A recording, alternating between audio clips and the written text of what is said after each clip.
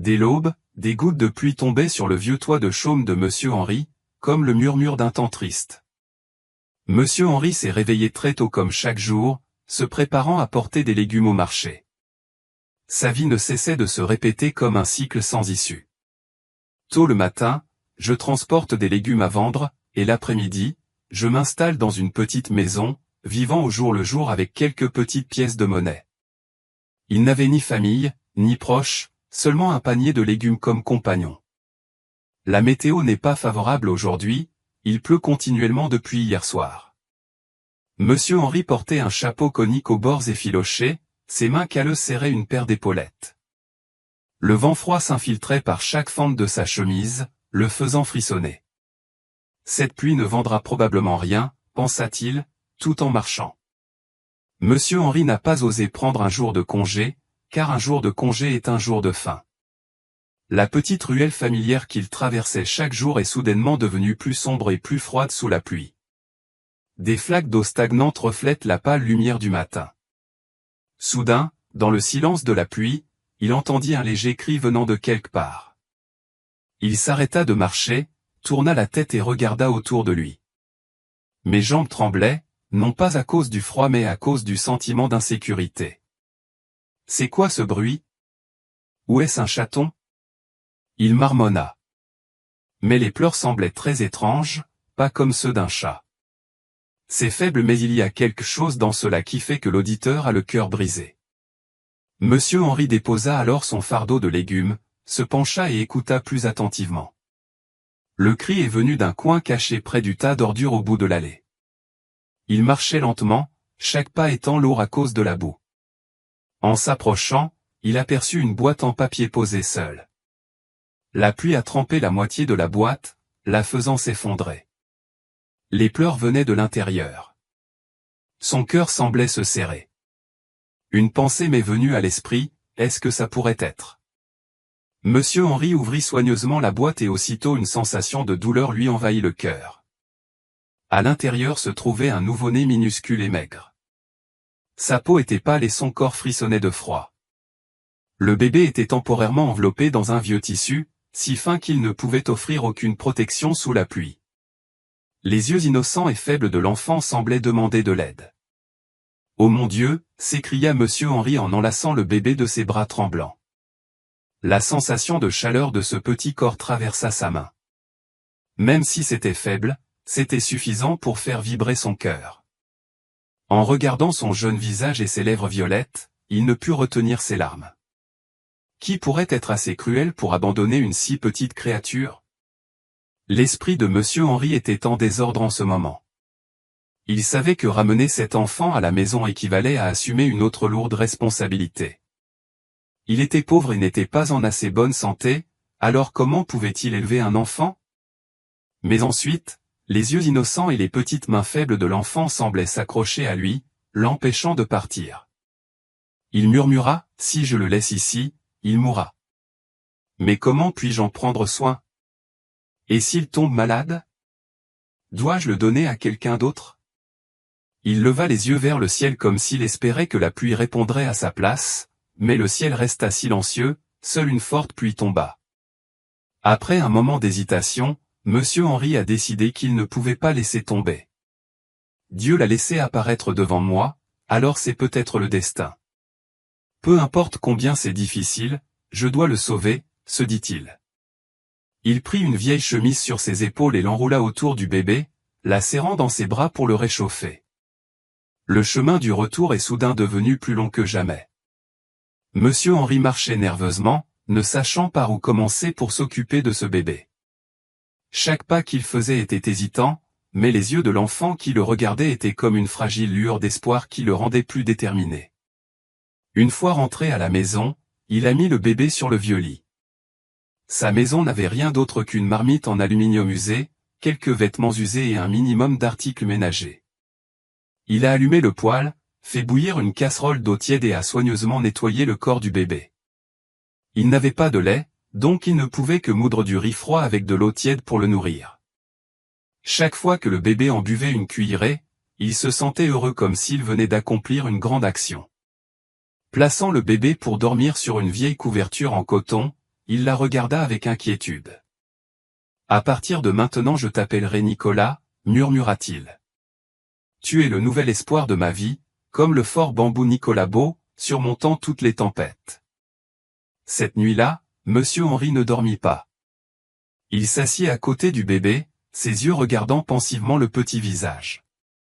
La pluie continuait dehors, mais dans la petite maison, un petit rayon de lumière traversait sa vie sombre. « Peut-être que Dieu t'a amené à changer ma vie, pensa-t-il. Peu importe à quel point c'est difficile, je ne te quitterai jamais. Le lendemain matin, alors que la faible lumière du soleil filtrait à travers le toit de chaume, Monsieur Henri était assis à côté du lit et regardait le petit bébé encore endormi, le cœur rempli de centaines de questions. Pour la première fois de sa vie, il ne savait pas comment commencer la journée.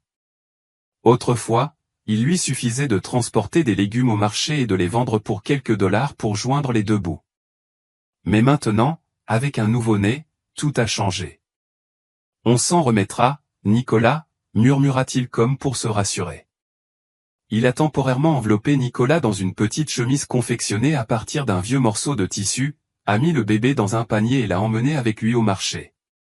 Les vendeurs familiers furent surpris de le voir porter un enfant. « À qui allez-vous chercher l'enfant, Monsieur Henri ? C'est si misérable pour quelqu'un d'aussi pauvre que vous de le porter. » Une vendeuse de poissons a laissé échapper une injure. Monsieur Henri a juste souri faiblement et n'a pas répondu. Peu importe ce que les gens disaient, il n'y prêtait pas attention. La chose la plus importante pour lui maintenant est d'empêcher le bébé de mourir de faim. Les jours qui suivirent devinrent une série de défis sans fin pour Monsieur Henri. L'argent gagné en vendant des légumes, qui étaient déjà maigres, est aujourd'hui encore plus rare. Il a dû acheter plus de lait en poudre et quelque chose nécessaire pour Nicolas. Parfois, quand il n'avait pas assez d'argent pour acheter du lait, il devait moudre une fine bouillie et donner chaque cuillerée à Nicolas. Même si la nourriture était simple, l'enfant buvait tout avec impatience, le faisant sourire même si son cœur était plein d'inquiétude. Une fois, Nicolas a eu une forte fièvre. L'enfant gisait inconscient, son corps chaud comme le feu. Monsieur Henri a paniqué et a couru partout pour demander aux gens comment y remédier. N'ayant pas d'argent, il a dû vendre le seul pot en aluminium de la maison pour acheter des médicaments. Toute la nuit, il resta assis près du lit à attiser Nicolas, n'osant pas dormir. « Peu importe ce qui t'arrive, je ne survivrai pas, » murmura-t-il en pleurant. Heureusement, Nicolas s'est progressivement rétabli. Pour la première fois de sa vie, Monsieur Henri se sentait aussi soulagé que si on lui avait retiré un gros caillou de la poitrine. La vie est difficile non seulement à cause de l'argent mais aussi à cause des regards indiscrets des voisins. On disait que Monsieur Henri était si pauvre qu'il avait même adopté un enfant, s'attirant ainsi des difficultés.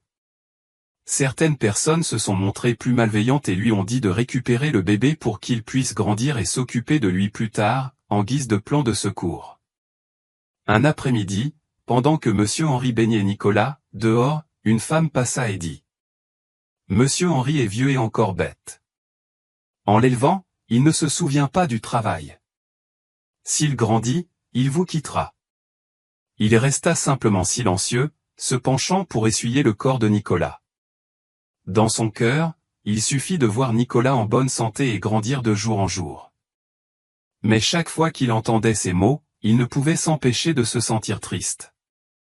Malgré sa pauvreté, Monsieur Henri n'a jamais laissé Nicolas grandir sans éducation de caractère. Lorsque Nicolas a appris à marcher, il a commencé à lui apprendre les bases de la vie. Il racontait à Nicolas des contes de fées sur la gentillesse et l'honnêteté. Chaque fois qu'il allait vendre des légumes, il enseignait à Nicolas comment respecter les adultes et comment traiter les pauvres avec bienveillance. Un jour, Nicolas a malicieusement fait tomber les légumes d'un client dans la boue. Le garçon avait peur et voulait s'enfuir, mais Monsieur Henri rappela Nicolas et lui dit gentiment « Nicolas, si tu fais quelque chose de mal, tu dois t'excuser. Les gens ne seront pas en colère parce que tu as laissé tomber les légumes, mais ne seront tristes que si tu n'admets pas ton erreur. » Nicolas baissa la tête et marmonna des excuses à l'invité. Voyant cela, la femme qui achetait des légumes lui tapota la tête. « Tu es très bon, tu deviendras une personne gentille à l'avenir. » En entendant cela, Monsieur Henri se contenta de sourire fièrement. Nicolas avait 6 ans lorsqu'un gros incident s'est produit. Une crue soudaine frappa le village, emportant tout sur son passage. Le potager de Monsieur Henri a été gravement endommagé et la petite maison a également été inondée. Monsieur Henri dut porter la main de Nicolas au temple pour demander un abri provisoire. La vue du père et du fils blottis dans un coin du temple émeut les gens. Mais Monsieur Henri ne se plaignait pas, se contentant de faire tranquillement les corvées du temple en échange d'un repas d'une journée. Lorsque l'eau s'est retirée, Monsieur Henri est rentré chez lui et a recommencé. Même si c'était difficile, il passait quand même du temps à apprendre à lire à Nicolas. Il fabriquait une planche en bois et utilisait du charbon de bois pour écrire. Chaque soir, à la lueur d'une lampe à huile, Monsieur Henri enseignait patiemment à Nicolas chaque trait et chaque calcul simple. « Papa, pourquoi notre famille est-elle si pauvre ?» a demandé un jour Nicolas. Monsieur Henri resta sans voix, puis lui tapota la tête. « Fils, notre famille est pauvre en argent mais pas pauvre en amour. Tu as juste besoin de grandir pour devenir une bonne personne, alors je serai satisfait. » Malgré les énormes difficultés, Monsieur Henri a toujours trouvé le moyen d'aider Nicolas à tirer le meilleur de ses capacités. Chaque fois que Nicolas recevait une nouvelle chemise ou une nouvelle paire de sandales grâce à l'aide de quelqu'un, il était aussi heureux que s'il avait lui-même reçu un cadeau. Mais il ne voulait pas que Nicolas grandisse avec une faible estime de soi. Il lui rappelait toujours. Être pauvre n'est pas un crime, mais être paresseux et ne pas essayer est une honte. Une fois, Monsieur Henri fut gravement malade et dut rester alité. Nicolas n'avait alors que 8 ans et transportait des légumes au marché pour les vendre en son nom. Le petit garçon se débattait avec ses fardeaux trop gros pour son corps, mais la détermination dans ses yeux a ému de nombreuses personnes au marché, achetant tous les légumes en une seule matinée. En rentrant chez lui, il remit l'argent qu'il avait gagné entre les mains de Monsieur Henri et dit « Papa, je vends beaucoup de légumes. Guéris-toi vite pour pouvoir continuer à m'apprendre. » En regardant le petit enfant, le cœur de Monsieur Henri se gonfla d'émotion. Il sait que ces difficultés ne sont que des défis pour renforcer la relation père-fils. Le temps passe, Nicolas grandit, devenant un jeune homme de 18 ans grand, agile et ambitieux. Malgré les conditions difficiles de sa famille, Nicolas a toujours été un bon élève et aimé de ses professeurs et de ses amis. Il porte en lui un esprit optimiste et une forte volonté, qualité que Monsieur Henri cultive depuis qu'il est enfant.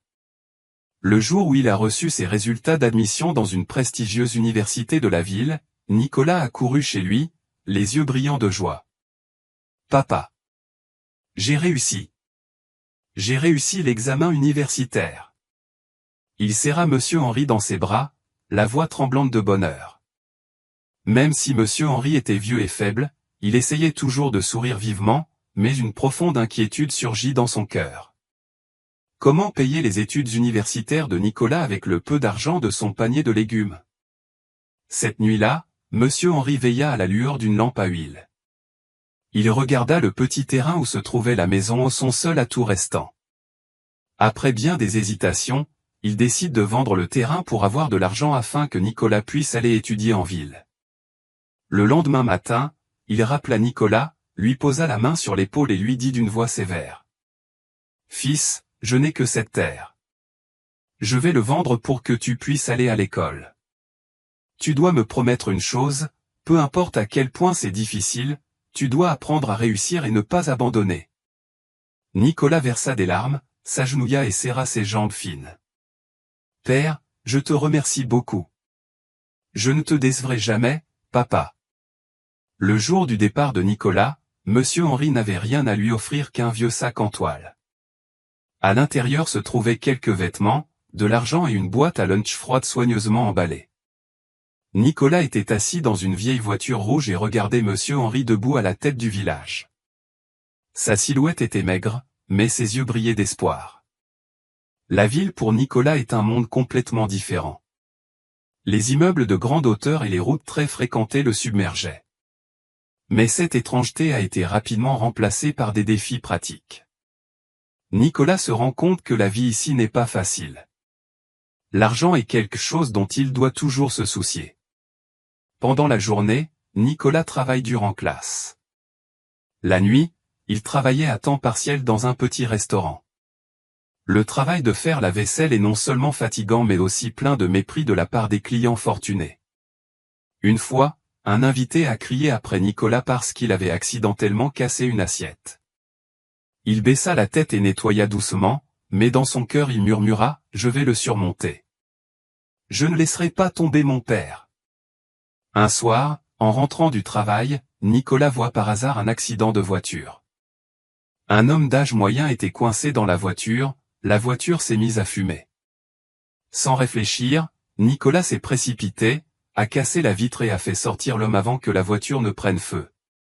L'homme a été sauvé de justesse mais a été grièvement blessé et a dû être hospitalisé. Nicolas est resté pour s'occuper de lui pendant son séjour à l'hôpital. Après sa convalescence, l'homme, un homme d'affaires prospère, a tenu à remercier Nicolas. Mais il baissa simplement la tête. « Je n'ai besoin de rien. Je le fais parce que c'est la bonne chose à faire. » Monsieur Tan sourit en regardant profondément Nicolas dans les yeux. « Mon garçon, j'apprécie non seulement tes actions, mais aussi ta sincérité. Si vous avez besoin de quoi que ce soit, n'hésitez pas à me le dire. » Peu de temps après, Nicolas rencontre de grandes difficultés.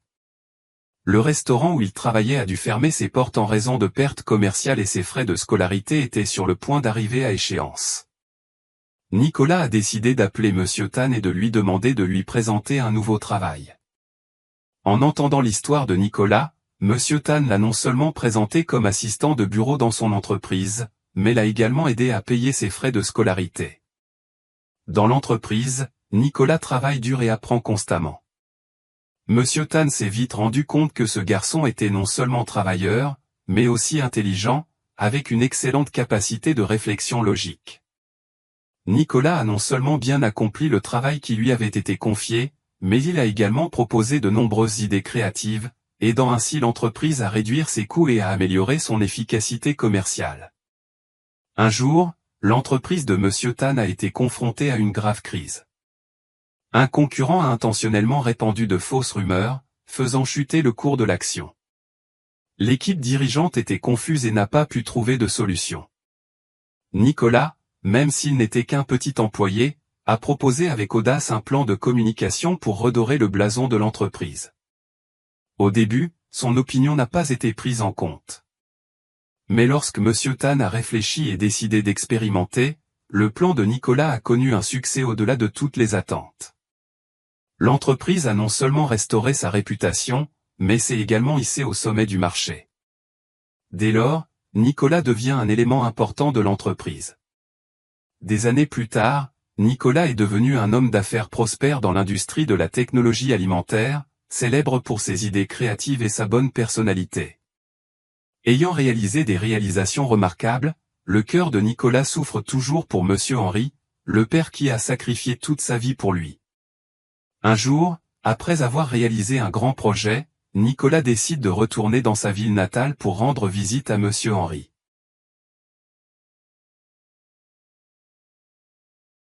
Il voulait tenir sa vieille promesse de le rendre fier et de lui donner une vie plus prospère. Sur le chemin du retour, Nicolas ne put s'empêcher de se sentir nerveux. Dans sa mémoire, le petit village était toujours un lieu familier, même après de nombreuses années de séparation. La voiture de Nicolas a tourné sur une route de village familière, désormais pavée mais conservant toujours la simplicité d'un village vietnamien. Nicolas arrêta la voiture devant l'ancienne maison de Monsieur Henry, mais le spectacle qui s'offrait à lui serra le cœur. La maison est vide, la porte est fermée, l'herbe est envahie. Les voisins ont vu Nicolas et ont été surpris, demandant qui il était pour conduire une voiture de luxe comme celle-ci. Nicolas descendit de la voiture et salua tout le monde. Lorsqu'il l'interrogea sur Monsieur Henry, une femme plus âgée soupira. Monsieur Henry est gravement malade depuis longtemps. Il n'a plus la force de faire quoi que ce soit. Il s'est installé au temple pour y rester, ne voulant déranger personne. En entendant cela, Nicolas ne put retenir ses larmes. Il monta rapidement dans la voiture et se rendit directement au temple du village. Le petit temple est situé au calme, à l'ombre d'arbres centenaires. Le son de la cloche du temple résonnait dans l'espace calme. Nicolas entra, le cœur battant. Dans un coin de la cour du temple, il aperçut une silhouette mince balayant la cour. C'est Monsieur Henri. La vieille chemise marron recouvrait son corps frêle, ses mains tremblantes tenaient le balai. Mais même si le temps lui a ôté la santé, ses yeux étaient toujours aussi doux et calmes. « Papa !»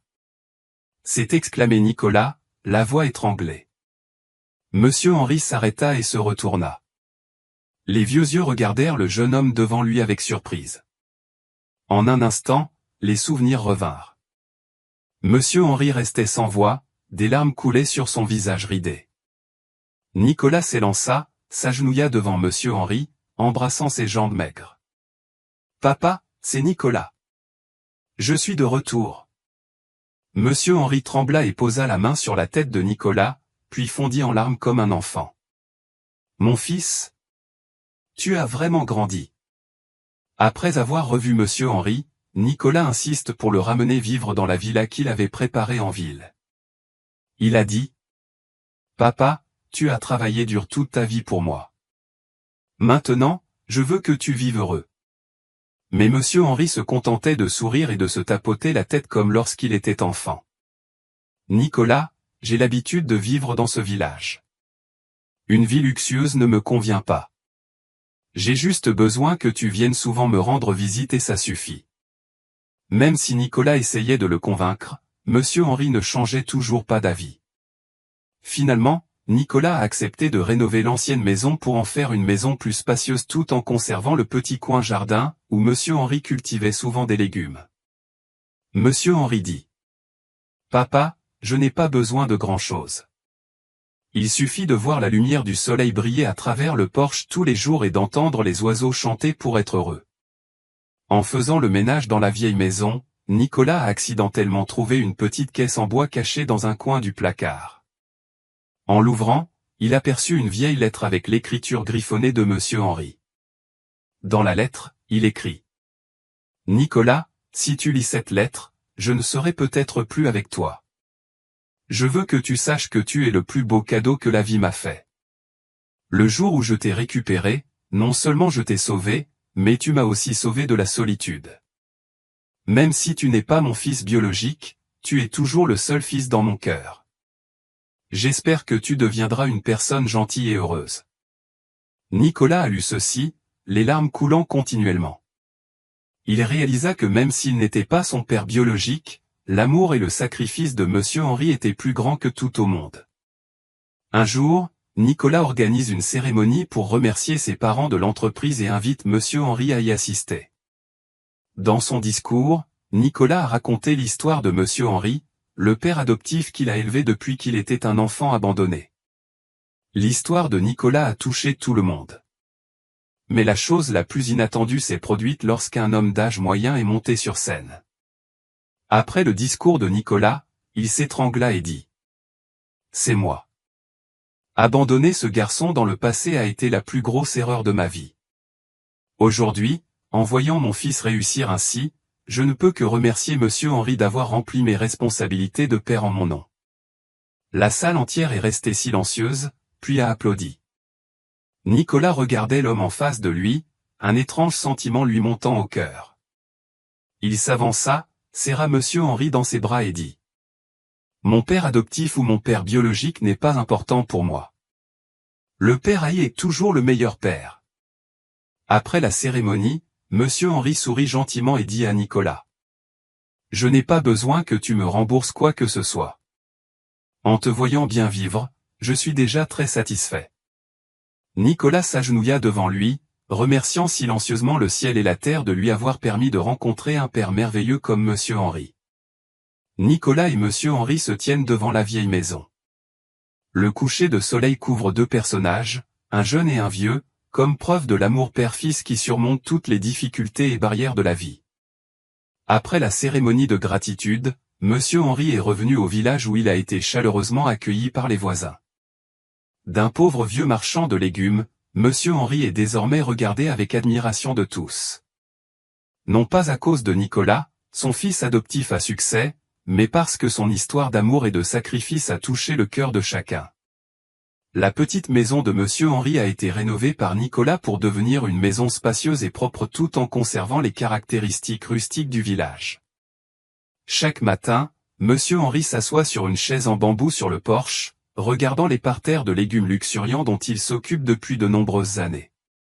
Il disait souvent: « Même si la vie de mon père a été pauvre, son cœur n'a jamais manqué d'amour. » Nicolas lui rendait souvent visite, lui apportant des cadeaux et des plats délicieux que Monsieur Henri n'avait jamais goûtés. Mais même si Nicolas préparait des plats délicieux, Monsieur Henri préférait toujours un bol de riz chaud avec quelques simples légumes bouillis, quelque chose qui le soutenait, lui et Nicolas, pendant les jours difficiles. Nicolas voulait faire quelque chose de plus grand pour rendre hommage à Monsieur Henri. Il décide de créer un fonds de bourse appelé Henri, Amour du Père pour aider les enfants pauvres et studieux, à l'image de Monsieur Henri qui a passé toute sa vie à lui donner l'opportunité de changer son destin. Le jour de l'ouverture du fonds de bourse, Nicolas a fait monter sur scène Monsieur Henri. Dans des vêtements simples, Monsieur Henri saluait tout le monde, ses yeux respiraient toujours la gentillesse. Lorsque Nicolas a annoncé l'objet du fonds, toute la salle s'est levée et a applaudi chaleureusement. Monsieur Henri regardait son fils adoptif, les larmes coulant sur les yeux. « Fils, je ne pense pas que je mérite de faire ça. C'est toi qui apportes la lumière dans ma vie. » Nicolas tenait fermement la main de Monsieur Henri en souriant. « Papa, sans toi, il n'y aurait pas d'enfant aujourd'hui. Tu es plus digne que quiconque dans ce monde. » La vie semblait paisible, mais un jour, Monsieur Henri tomba subitement malade. La douleur sourde dans sa poitrine l'a contraint à être hospitalisé. Nicolas a abandonné tout son travail pour s'occuper de lui. Dans la chambre d'hôpital, Monsieur Henri souriait toujours gentiment en tenant la main de Nicolas. « Je suis vieux, ne t'inquiète pas. Je veux juste que tu vives heureux. » Mais la maladie de Monsieur Henri devenait de plus en plus grave. Le médecin l'a informé qu'il souffrait d'une grave maladie cardiovasculaire et qu'il devait être opéré immédiatement. Nicolas parut s'effondrer devant cette nouvelle. « Docteur, peu importe combien cela coûte, s'il vous plaît, sauvez mon père. » Nicolas en urgence. Le médecin hocha la tête mais prévint que les risques de l'opération étaient très élevés en raison de l'âge de Monsieur Henri. Avant le jour de l'opération, Nicolas était assis près du lit, serrant fermement les mains fines de Monsieur Henri. Il sourit faiblement. « Fils, je n'ai pas peur de la mort. J'ai juste peur que tu souffres à cause de moi. Si j'y vais, souviens-toi que je suis très fier de toi. » Nicolas fondit en larmes en se prenant la tête dans les mains. « Papa, ne dis pas ça. Je n'ai rien pu te rembourser. Tu dois vivre pour que je puisse prendre soin de toi pour le reste de ma vie. » L'opération a eu lieu le lendemain matin. Nicolas se tenait devant la salle d'opération, le cœur en feu. Le temps passe lentement, chaque instant est une attente haletante. Finalement, le médecin sortit, ôta son masque et regarda Nicolas avec des yeux fatigués mais pleins d'espoir. L'opération a réussi. Monsieur Henri a surmonté le danger.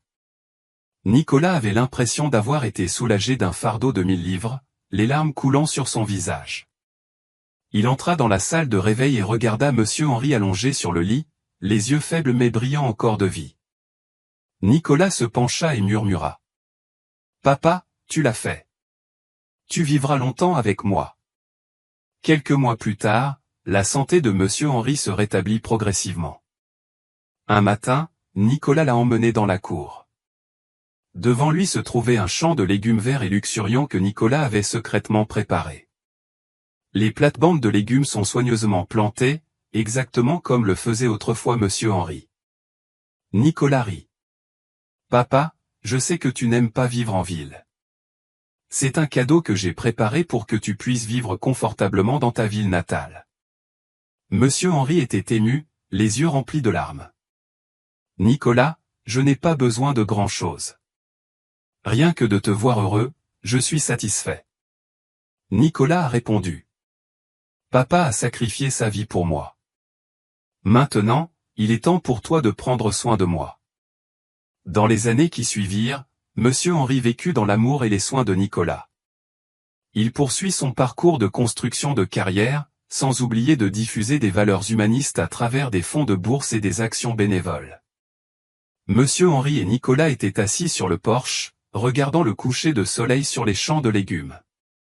Monsieur Henri posa la main sur l'épaule de Nicolas et dit chaleureusement : « Fils, je suis vraiment reconnaissant envers la vie de m'avoir permis de te rencontrer. Tu as apporté de la lumière dans ma vie. » Nicolas lui tenait la main, les yeux remplis de larmes. « Non, père, c'est moi qui devrais te remercier. Non seulement tu m'as sauvé la vie, mais tu m'as aussi appris à vivre une vie décente. » Les ombres du père et du fils étaient longues sur le sol, témoignage de l'amour profond entre le père et le fils. Ensemble, ils ont surmonté toutes les difficultés et adversités pour créer une histoire significative sur l'amour et la gentillesse.